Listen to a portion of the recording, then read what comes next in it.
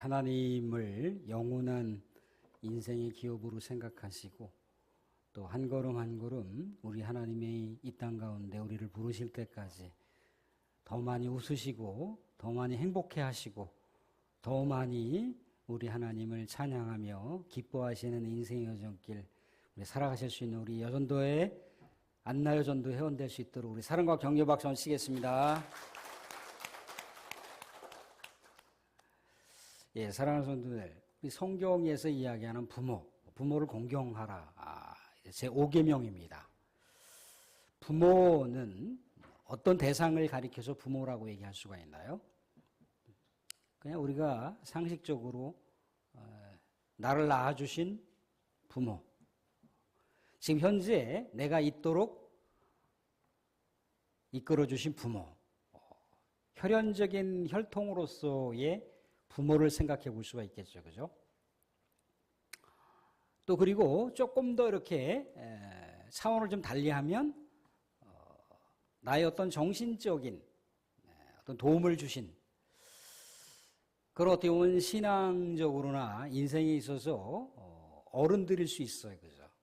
어른들이 또한 부모가 될 수가 있겠죠. 그런데 성경에서 이야기하는 부모는 좀 그런 차원하고는 조금 달라요. 성경에서 이야기하는 부모라고 하는 것은 나에게 신앙을 전수해 주신 전 세대들을 가리킵니다. 그러니까 현재 내가 하나님의 백성으로 살아갈 수 있도록 나를 이끌어 주신 그런 존재가, 물론 아버지 어머니가 그러한 신앙의 유산을 나에게 남겨주셨을 수도 있습니다. 그런데 꼭 어떤 혈통적인 부모가 아니더라도 나에게 신앙을 전수해 주신 어떤 대상들이 있을 수 있다는 거예요. 그들이 또한 영적인 부모가 될 수가 있습니다. 구약 성경에서는요, 왕이라든가 아니면 선지자라든가 그런 대상을 일컬어서 아버지라고 표현하기도 하고 부모라고 표현하기도 한다는 거예요. 왜? 내가 하나님의 말씀을 통해서 깨달을 수 있도록 하신 분들, 또 내가 하나님을 바라볼 수 있도록 하신 어떤 매개체, 그런 대상들이 부모일 수가 있기 때문이라는 거죠. 그래서 오늘 우리가 말씀 가운데 열왕기하 13장 14절을 보시면 이렇게 되어 있어요. 엘리사가 죽을 병이 들매 이스라엘의 왕 요아스가 그에게로 내려와 자기의 얼굴에 눈물을 흘리며 이르되 내 아버지여 내 아버지여 이스라엘의 병거와 마병이여 하매. 이스라엘의 왕 요아스의 진짜 아버지, 혈통적인 아버지는 여호아하스입니다. 여호아하스. 그런데 엘리사를 향해서 내 아버지요 내 아버지요 그렇게 이야기를 하고 있어요. 왜 그렇습니까? 영적인 지도자, 영적인 멘토, 영적인 스승이기 때문에 그런 표현을 할 수가 있어요. 심지어 다윗이라고 하는 사람이 자신의 장인어른 이스라엘의 왕 사울에게 쫓기는 신세가 되었을 때 다윗이 사울 왕을 죽일 수 있는 절호의 기회가 있었습니다. 그런데 사울 왕을 죽이지 않고 사울 왕의 옷자락만 살짝 뱄어요. 그렇게 하고 나서 이제 사울과 다윗이 어느 정도 거리가 이렇게 벌어졌을 때 사울 왕을 향해서 호소합니다. 내 아버지요, 내가 왕의 옷자락을 지금 내 손에 잡고 있습니다 라고 고백을 해요. 물론 사울 왕이 자신의 장인 어른이기 때문에 내 아버지여라고 표현할 수도 있는 것이지만 어떻습니까? 이스라엘의 아버지라고 하는 거예요. 이스라엘의 아버지라고 하는 표현으로서 사울 왕을 아버지라고 표현하는 거예요. 장인 어른으로서의 아버지가 아니라 이스라엘 백성의 총체적인 그 모든 삶을 인도하는 지도자이기 때문에 아버지라고 표현할 수가 있다는 거죠. 성경에서는 이렇게 영적인 차원에서 왕과 또 제사장과 선지자들을 아버지라고 표현한다는 거예요. 그러면 신약이나 우리가 생활하고 있는 이 교회 생활에서 영적인 부모는 누가 될 수가 있는 건가요? 교사가 될 수가 있어요. 또 교회의 지도자, 목사가 될 수가 있습니다. 영적인 가장 큰 아버지가 목사예요. 여러분들의 신앙생활을 인도하는 인도자이기 때문에 그럴 수 있다는 거예요. 근데 그렇게 어떤 혈육적으로나 정신적으로나 영적인 어떤 삶을 인도해가는 자들을 부모라고 일컬어지는데, 이 부모를 다시 출애굽기 20장 12절 오시면 어떻게 하라고 하고 있습니까? 예, 공경하라 하고 있어요. 공경하라. 내 부모를 공경하라. 내 부모를 공경하라. 근데 이 공경하다라고 하는 건 언젠가 한번 말씀드렸는데, 하나님을 섬기고 공경한다라고 하는 것은 짐을 지는 거예요. 뭔가 힘이 없습니다. 그런데 또 그에 상반되게 거기에는 영광이 따른다는 거예요. 영화로움이 있다는 거예요. 근데 이 출애굽기에 나오는 이 말씀은 어린 아이를 대상으로 해서 주시는 메시지가 아닙니다. 어떻게 보면 이스라엘 백성들이 어느 정도 성년이 되었을 때의 나이를 기준으로 해서, 좀 우리식으로 얘기하면 성인 되었을 나이쯤에 이 말씀을 받는 거예요. 이스라엘 백성들은요, 13세 이전까지는 부모가 자녀들의 신앙 교육을 합니다. 그리고 13세가 넘어가면 아버지가 본격적으로 하나님의 토라, 하나님의 말씀을 가지고 교육을 해요.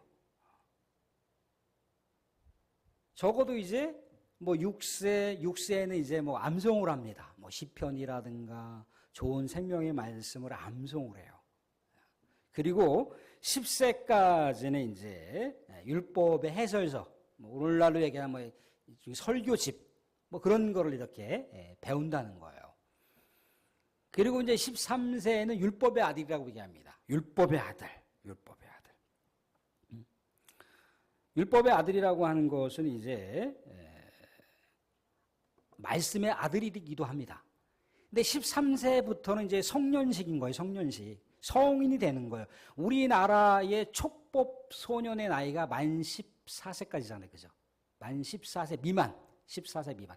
14세부터는 이제 범죄를 저지르면 책임을 져야 되는 나이가 되는 거예요. 그러니까 우리나라가 한 14세 정도? 우리 그 세례도 만 15세 이상 줄 수가 있잖아요. 그죠? 아무튼간 이스라엘 백성들이 이제 그렇게 13세부터 본격적으로 이제 성인이 됩니다. 근데 1년 정도 준비 기간을 갖는데, 준비 기간은 뭡니까? 12세 때부터 준비 기간을 가져요. 그래서 예수님께서 이제 부모님과 더불어서 요셉과 마리아와 더불어서 이제 예루살렘의 유월절 절기에 참여를 하는데, 요셉과 마리아가 다시 이제 고향으로 돌아오는 길에 예수가 없어진 걸 압니다. 근데 그때 예수가 없어졌을 때의 나이가 성경에서는 12세라고 나와 있어요. 12세. 그러니까 말씀의 아들, 율법의 아들로서 준비하는 시간을 가리켜서 12세 때 그렇다는 거예요. 근데 12세 때 이제 아들을 잃어버렸을 때 이제 부모가 가보니까, 예루살렘에 다시 돌아가 보니까 예루살렘 성전에서 유대 랍비들과 하나님의 말씀을 나누고 있는 장면을 볼 수가 있습니다. 이때 요셉과 마리아가 물어보는 거죠. 너를 얼마나 찾으러 다녔느냐고 애를 썼는데 넌 그것을 안 하냐라고 얘기를 합니다. 이때 예수님께서 뭐라고 얘기하십니까? 요셉과 마리아에게 내가 아버지의 집에 거야 될 줄을 알지 못하나이까, 이렇게 얘기합니다. 내가 이제 율법의 아들이라는 거야. 이제 하나님의 아들로서 본격적으로 살아가야 할 때라고 하는 것을 강조하고 있습니다. 요셉은 이때 그냥 이 말에 대해서 별로 그냥 크게 생각하지 않았지만, 마리아는 예수가 이야기한 것을 마음속에 보관했대더라라고 나와 있어요. 그러니까 성년이 될 때부터는 이제 부모를 공경하라고 하는 이 율법의 가르침을 지키는 거예요. 근데 말씀드린 대로다가 사람을 섬기거나 아니면 어떤 하나님을 섬기거나 또 하나님의 말씀을 양육하는 양육자를 공경하고 섬기는 일은 부담스러운 일입니다. 힘든 일이에요. 그죠? 육신적인 부모님을 공경하는, 뭐 이 중에는 시어머니, 시부모님들을 모시는 분들도 계시지만 그 쉬운 일이 아니에요. 그죠? 쉬운 일이 아닙니다. 쉬운 일이 아니기 때문에 뭐 잘 모시지 못하는 것 같다라고 소문을 들어갖고 비판하거나 욕하면 안 되는 거예요. 당사자가 아닌 한 그럴 수가 없다는 거예요. 정말 힘든 거예요. 정말 고단한 겁니다. 그런데 고단함이 있지만 그 고단함 안에는 뭐가 있다고 그랬습니까? 하나님의 영광이 있다고 말씀드렸어요. 하나님의 영화로움이 있다고 그랬어요. 자, 이렇게 그 부모를 공경했을 때 다시 12절 보시면 이런 얘기를 볼 수가 있어요. 신명기서를 보십시오. 신명기 똑같은 맥락의 말이지만 더 추가된 말씀 보겠습니다. 신명기 말씀을 보시면 중간절쯤에 내 부모를 공경하라. 그리하면 내 하나님 여호와가 내게 준 땅에서 내 생명이 길고 복을 누리리라. 내 생명이 길고 1차적으로 그냥 생명을 얘기하는 거예요. 액면가 그대로 생명을 얘기합니다. 근데 여기 단어들이 미완료형으로 되어 있어요. 그러니까 생명을 장수한다 아니면 하나님의 축복을 받는다라고 하는 게 그냥 딱 축복받고 장수하고 그냥 단회적인 내용이 아니라는, 지속적으로 그렇게 된다는 거예요. 지속적으로. 사랑하는 이 말씀을 줄 때 이스라엘 백성들은 광야 노정의 삶을 살았습니다.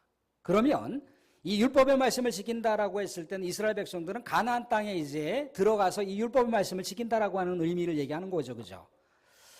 오전에도 말씀드렸지만 이스라엘 백성들이 가나안 입성하는데 가나안 땅에서 이제 12지파가 땅을 분배받습니다.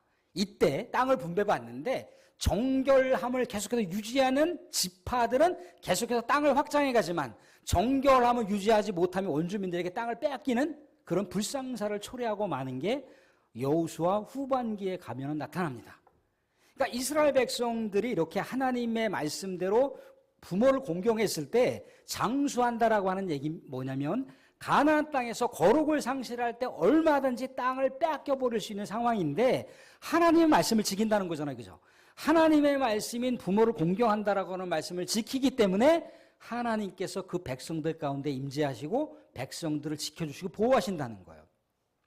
그러니까 하나님께서 지켜주시고 보호하시는 백성들에게는 당연히 그 삶의 지역에서든지 삶의 배경에서든지 하나님의 샬롬이 있을 수밖에 없는 거죠.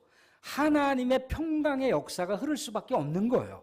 근데 하나님의 평강의 역사가 아까 말씀드린 대로 하나님의 샬롬 끝 아니라 하나님의 샬롬이 계속해서 지속적으로 흐른다는 얘기를 해주고 있는 거예요. 또 복을 받는다라고 했지 않습니까? 복을 누린다 그렇게 얘기했어요. 복을 누린다. 지난번에 나눴던 복하고는 조금 다른 내용인데 이 복은 뭐냐면 빛나다라고 하는 의미입니다. 빛나다, 즐겁다, 잘되다, 성공하다라고 의미를 담고 있어요. 그러니까 부모를 공경하면 빛난 인생이 된다는 거예요. 부모를 공경하면 성공하는 인생이 된다는 거예요. 부모를 공경하면 잘되는 인생이 된다는 거예요. 아까 말씀드린 거 이것도 미완료형이에요.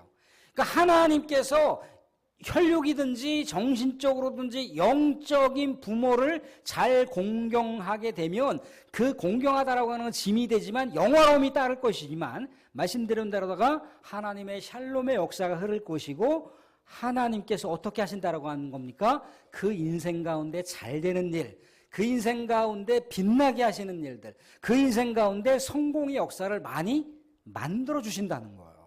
이게 하나님의 약속의 말씀이라는 거예요.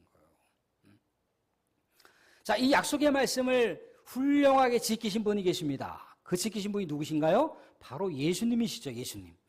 예수님은 하나님을 뭐라 불렀습니까? 아버지라 불렀어요. 그죠? 초월적인 어떤 신의 존재일 수도 있지만 그 안에는 우리 하나님과 친밀한 인격적인 교제의 차원에서 하나님을 아버지라고 불렀다는 거예요.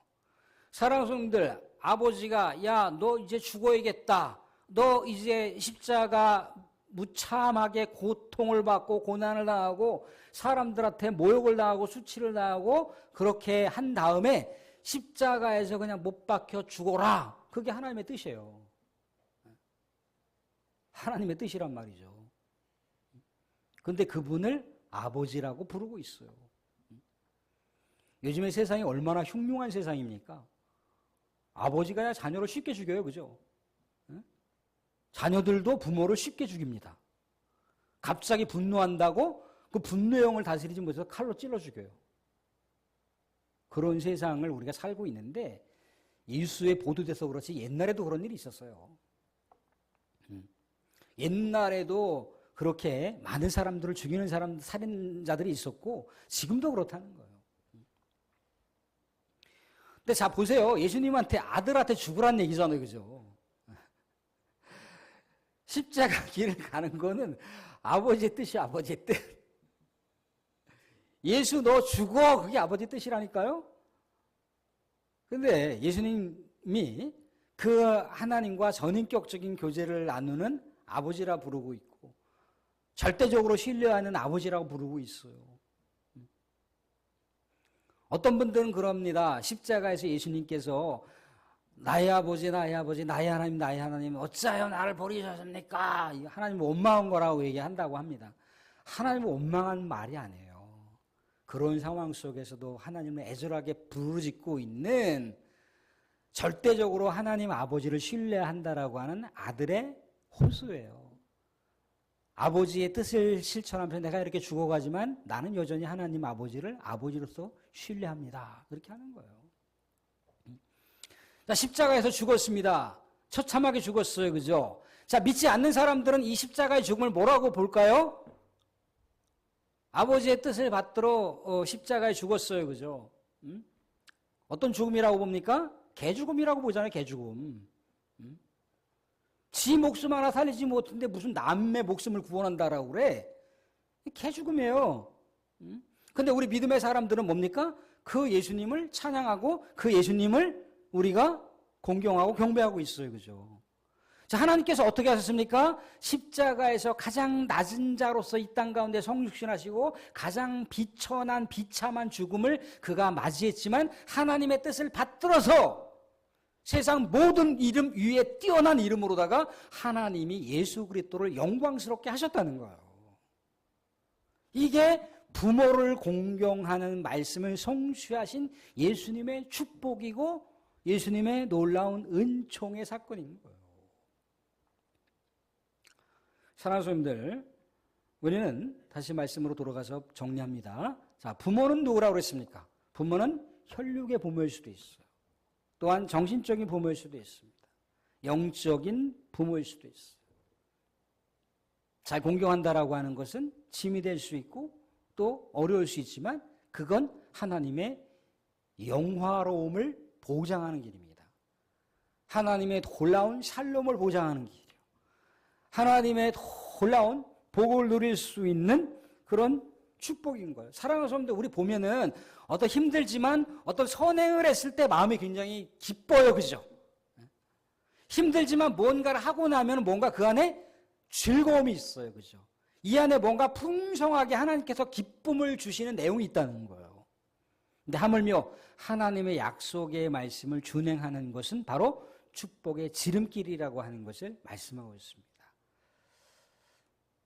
육신적인 부모님이 많이 돌아가셨겠지만 또 그럼에도 불구하고 우리의 정신적인 부모님들이 있을 수 있어요. 영적인 또 부모님들이 있을 수 있겠죠.